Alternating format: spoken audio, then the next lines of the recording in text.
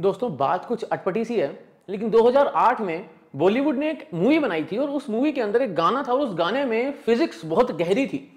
गाने के बोल कुछ ऐसे थे कि जहां पर अभिनेत्री जो है वो कह रही है जरा जरा touch me touch me touch मी, यानी वो जो अभिनेत्री है वो चैलेंज कर रही है अभिनेता को कि अगर हिम्मत है तो टच करके दिखाओ। यानी कहीं ना कहीं फिजिक्स को बेसिस मानकर उस मूवी के अंदर ये बात अभिनेत्री अभिनेता को कम्युनिकेट करना चाह रही है कि भाई physics doesn't allow you to touch me. अब इस चीज को समझना बहुत जरूरी हो जाता है क्योंकि बॉलीवुड से ऐसी एक्सपेक्टेशन तो हमें थी नहीं। हाँ, हॉलीवुड की मूवीज में हमें ऐसी एक्सपेक्टेशन रहती है जहां पे फिजिक्स की गहराइयों में चले जाते हैं, लेकिन अब बॉलीवुड की कहानी है। तो आज के इस वीडियो में दोस्तों मैं तुम्हारा मेंटर फ्रेंड मनीष पुरोहित, मैं तुम्हारे को बताने वाला हूं कि क्या जरा जरा touch me touch me touch me जो गाना है उसमें कुछ सच्चाई है। Is it possible to touch anything, rather क्या हम हमारी जिंदगी में कभी किसी चीज को टच करते हैं।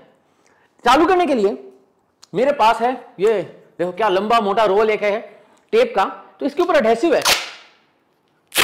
राइट। तो ये जो एडहेसिव है ये तो टच ही कर रहा है ना। जब मैं छिपकली को देखता हूं दीवार पे चलते हुए वो भी टच ही कर रही है। जब मैं इस पेन को पकड़ रहा हूं वो भी टच हो रहा है। जब मैं इस स्क्रीन को मूव कर रहा हूं ये भी तो जो टच को सेंस करती है ना, टच स्क्रीन। लेकिन फिजिक्स क्या कहती है दोस्तों? फिजिक्स को समझने के लिए हमें चलना पड़ेगा हमारी 11th क्लास की केमिस्ट्री के चैप्टर स्ट्रक्चर ऑफ एटम पे। स्ट्रक्चर ऑफ एटम ये कहता है कि अगर मैं किसी भी एटम की बात करूं तो उसके अंदर जो इलेक्ट्रॉन है उसके जो मिलने की प्रोबेबिलिटी है वो उसके वेव फंक्शन से मिलती है। तो वेव फंक्शन अपने पास साए है। अब जो वेव फंक्शन है वो अलग अलग भांति भांति के बनते हैं। वेव फंक्शन ऐसा भी हो सकता है, वेव फंक्शन ऐसा भी हो सकता है, लेकिन जो सबसे इंपॉर्टेंट बात है वो ये है कि ये जो लाइन इधर जा रही है this can extend till infinity, यानी उस इलेक्ट्रॉन के मिलने के चांस इंफिनिटी तक है। तो जब मैं टच की बात करता हूं तो अगर टच का मतलब यह है कि एक एटम दूसरे एटम पे सिग्निफिकेंट इंपैक्ट लगा सके और मैं उसको टच कहता हूं, तो रोजमर्रा में हर वक्त हर दिन ये वाला टच होता रहता है। इस वक्त इस कमरे के सारे जो एटम है वो कहीं ना कहीं एक दूसरे से इन्फ्लुएंस हो रहे हैं। जो बहुत पास में है उनका इन्फ्लुएंस ज्यादा है और जो दूर हैं उनका इन्फ्लुएंस कम है। अब ये इन्फ्लुएंस होता कैसे है दोस्तों? तो इन्फ्लुएंस की जो मैं बात करूं तो अपने पास 4 बेसिक फोर्सेज आ जाते हैं। अपने पास न्यूक्लियर फोर्सेज हैं जो न्यूक्लियस को बांधते हैं या फिर रेडियो एक्टिविटी करवाते हैं, जो स्ट्रॉन्ग और वीक न्यूक्लियर फोर्सेज हैं।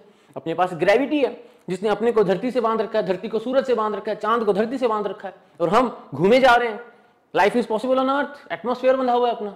और हमारे पास है जो चौथा फोर्स है वह है इलेक्ट्रोमैग्नेटिक फोर्स, यानी जो चार्ज पार्टिकल एक दूसरे पे फोर्स लगा रहे हैं, जो मैग्नेट एक दूसरे पे फोर्सेस लगा रही हैं। तो ये कुछ फोर्सेस हैं जो नेचर में रहते हैं और इन फोर्सेस में जो एक बड़ी बात जो हम देखते हैं वो ये है कि when you talk about magnets, let me get some magnets. So here are the magnets. तो अगर मैं इन मैग्नेट्स को देखूं दे आर वेरी स्ट्रॉन्ग, ये बहुत स्ट्रॉन्ग मैग्नेट्स हैं। तो मैं पहले इन दोनों को, इन मैग्नेट्स को अलग कर देता हूं। कर दिया। अब जब मैं इनके अपोजिट पोल्स को आमने सामने ला रहा हूं तो I can feel that they are attracting each other without even touching and now they are repelling each other. So there is a communication that is happening here. एक कम्युनिकेशन हो रहा है और यहां पे ये जो मैग्नेट्स हैं they are really strong. These magnets are really strong magnets. ये जो मैग्नेट्स हैं ये सही में स्ट्रॉन्ग है, देखो, ठीक है। बट ये एक दूसरे को टच किए बिना एक दूसरे पे इंपैक्ट दिखा पा रही हैं, right. So what exactly is touch? Touch होता क्या है? तो आज इस वीडियो में हम ये सीखने वाले हैं दोस्तों कि टच होता क्या है। तो जब मैं टच की बात करता हूं तो मैं मैग्नेट के केस में या चार्जेस के केस में एक फोर्स एक्सर्ट करता हूं and that force is not a contact force. जो चार्जेस हैं वो एक दूसरे पे दूर से फोर्स लगाते हैं जिसको अपन कहते हैं इलेक्ट्रोस्टैटिक फोर्स, और ये लगाते हैं अपने मैग्नेटिक फोर्स।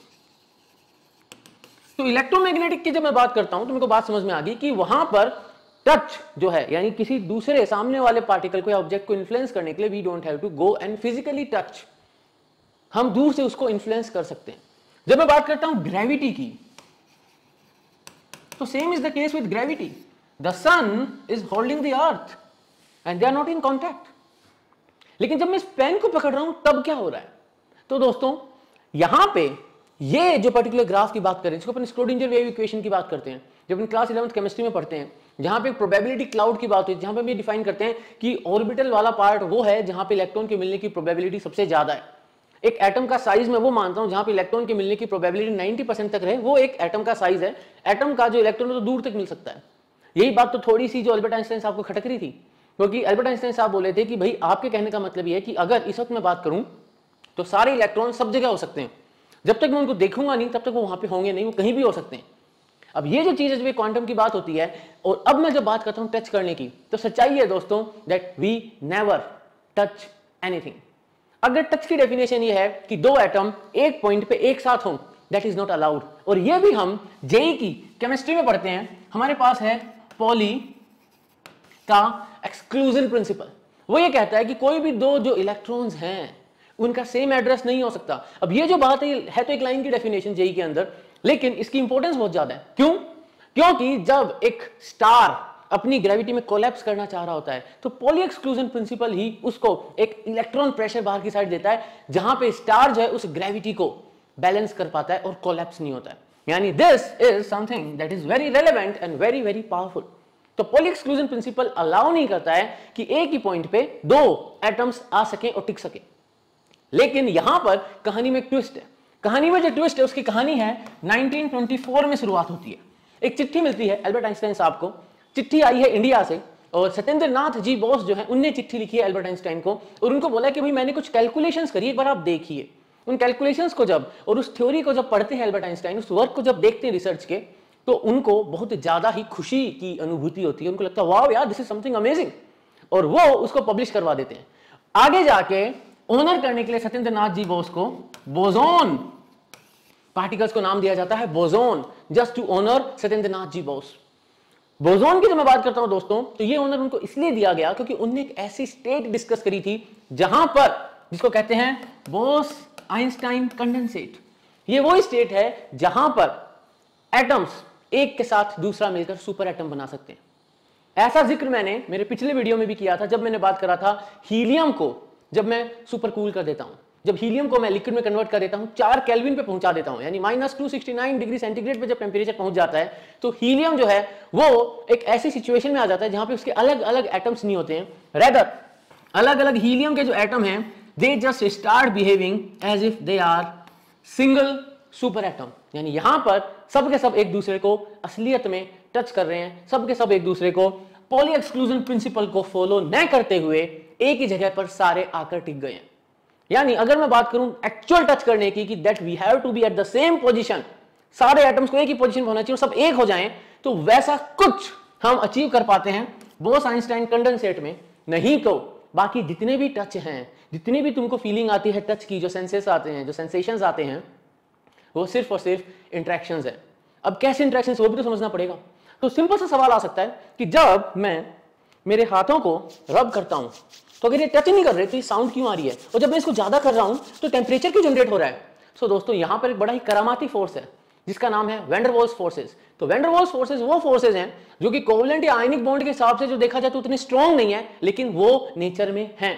वो फोर्सेस फ्रिक्शन के साथ भी हैं, वो फोर्सेस ग्लू के साथ भी हैं। यानी जब मैं इस टेप को कर रहा हूं तो यहां पे भी वैन डर वाल्स फोर्सेस हैं, और वैन डर वाल्स फोर्सेस जो हैं वो जब एक छिपकली लिजार्ड चलती है उसके अंदर भी हैं। तो मोस्टली जो फोर्सेस की मैं बात कर रहा हूं, they are interaction of the electron clouds, and Pauli exclusion principle doesn't allow two electrons in a normal setting, two electrons to be at the same location. यानी in this life we have never touched anything. अगर touch का मतलब है कि दो atom एक ही position पे एक साथ मिले, वो बोस आइंस्टाइन कंडेंसेट में हो सकता है। लेकिन अगर टच का मतलब यह है कि एक एटम दूसरे एटम को इन्फ्लुएंस कर सके, तो yes we are doing it right now. कैसे भाई, वैन डर वाल्स फोर्सेस तो सब जगह ही है ना, तो वो एक दूसरे को इंटरेक्ट कर ही रहे हैं। ये जो पेन है ये भी तो सेंस हो रहा है इस स्क्रीन पे, the screen is sensing the touch. तो ये जो टच है ये वो इंटरेक्शन है जहां पे कैपेसिटिव टच होता है, जो कि इस इन्फ्लुएंस को टच सेंस करके कंडक्टिविटी में चेंज, कैपेसिटेंस में चेंज आता है, and then the processor processes that information. और स्क्रॉल करना है तो स्क्रॉल करवाएगा, अगर जूम करवाना है तो जूम करवाएगा, जूम आउट करवाना है तो जूम आउट करवाएगा, एवरीथिंग विल हैपन। So दोस्तों ये था एक छोटा सा वीडियो जहां पे we try to explore that we can we really touch anything. So the answer is if touch means influencing, touch means कि हम एक दूसरे पे कोई इंपैक्ट लगा सकें, तो yes we are touching right now, even we are touching the farthest of the atom, जो धरती के बाहर भी हो सकता है, क्योंकि स्क्रोडिंजर इक्वेशन के हिसाब से the probability of finding an atom is till infinity, doesn't go to zero. लेकिन जो वो इन्फ्लुएंस है वो काफी कम हो जाता है, तो ज्यादा इन्फ्लुएंस वो प्रोनाउंस होता है जो कि उसके पास में एटम है उनका। तो yes we are touching in the sense अगर हम बात करें एक इन्फ्लुएंस की, लेकिन अगर मैं बात कर रहा हूं टच का मतलब यह है कि eight the same location I should have two atoms, तो क्वाइट पॉसिबल है जो सिर्फ वो आइंस्टाइन कंडेंसेट में। तो दोस्तों अगर वीडियो पसंद आया तो लाइक करो, शेयर करो, सब्सक्राइब करो, बेल आइकन दबा देना, और अब जरा सोचना कि जरा टच मी वाला जो गाना है वो सही है या गलत। मिलेंगे अगले वीडियो में दोस्तों, तब तक के लिए जय हिंद।